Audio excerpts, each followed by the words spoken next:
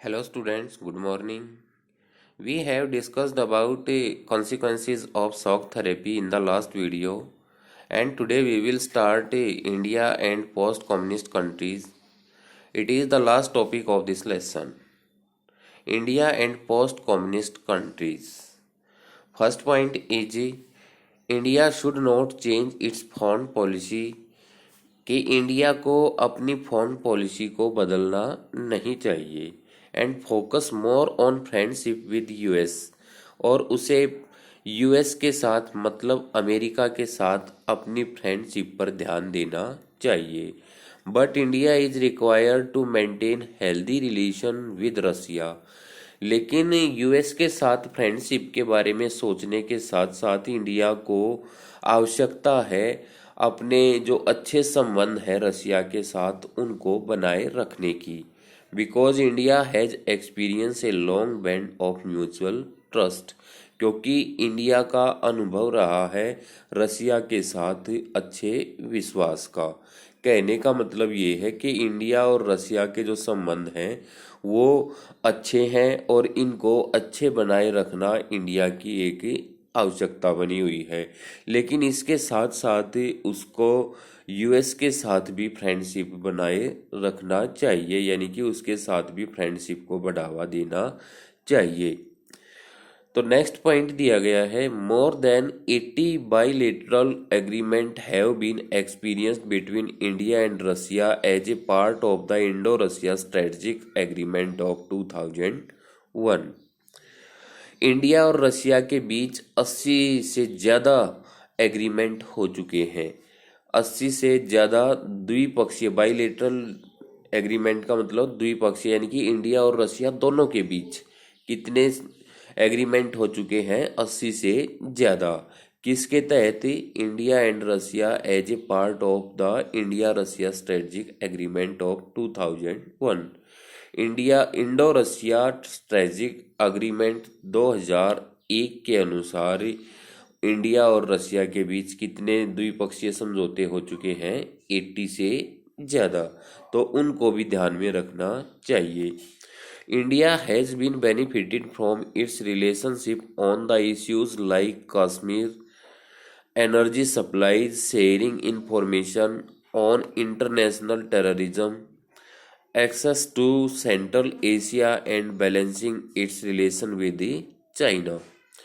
India को क्या हुआ है बेनिफिट हुआ है किससे इसके रिलेशनशिप से किसके साथ रसिया के साथ तो इंडिया और रसिया के जो रिलेशनशिप है इससे इंडिया को बहुत ज़्यादा फायदा हुआ है चाहे इसमें कश्मीर का मामला है चाहे एनर्जी सप्लाई से रिलेटेड है चाहे इंफॉर्मेशन शेयरिंग से है तो हर तरह से इंडिया को फायदा हुआ है इंटरनेशनल टेररिज्म को लेकर के central Asia and balancing it's relation with China China के साथ इसके रिलेशन को बैलेंस करने की बात आती है तो भी इंडिया को रसिया के साथ जो संबंध है उनका फायदा हुआ है। Next point fourth point Russia is also important for India's nuclear energy plans. India के लिए रसिया जो है वो हर तरह से इम्पोर्टेंट है उसके न्यूक्लियर एनर्जी प्लान्स के लिए भी रसिया जो है वो काफ़ी इम्पोर्टेंस रखता है and assisting India's space industry तो इसके साथ जो इंडिया की स्पेस इंडस्ट्री है उसके लिए भी काफ़ी बेनिफिशियल है बाय गिविंग क्रायोजेनिक रॉकेट क्योंकि रसिया के द्वारा क्रायोजेनिक रॉकेट दिया गया है इंडिया के लिए व्हेन एवर नीडेड जब इसकी आवश्यकता थी। क्रायोजेनिक रॉकेट मतलब कब जो कम तापमान युक्त रॉकेट था वो रसिया के द्वारा ही दिया गया है। Fifth point is cooperation with Russia and its republic like Kazakhstan Turkmenistan in the form of a partnership and investment in oil fields has also benefited India. Russia जो है वो इंडिया को कोऑपरेट करता है अपने रिपब्लिक्स के साथ। Republic जो है रसिया के जो रिपब्लिक्स हैं जैसे कजाकिस्तान तुर्कमेनिस्तान ये क्या करते हैं, अपनी पार्टनरशिप और इन्वेस्टमेंट के साथ ऑयल फील्ड्स में इंडिया को बेनिफिटेड करते हैं, यानी कि इंडिया के लिए लाभदायक हैं। फिर आता है sixth point, Russia is also benefited from India on ground of the second largest आज मार्केट्स फॉर रशिया। रशिया के लिए इंडिया भी काफ़ी बेनिफिटेड है, बेनिफिशियल है। क्यों ग्राउंड फ्लोर पर कैसे है, क्योंकि जो इंडिया है वह है रशिया के लिए एक लार्जेस्ट आज मार्केट का काम करता है।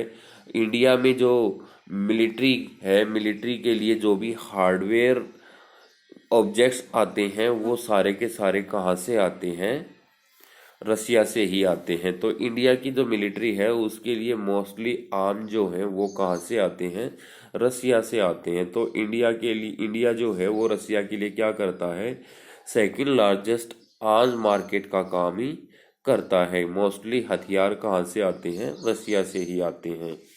तो इस प्रकार से इंडिया जो है वो रसिया के लिए काफ़ी बेनिफिशियल है। Seventh and last point is Russia and India have collaborated on various scientific project also.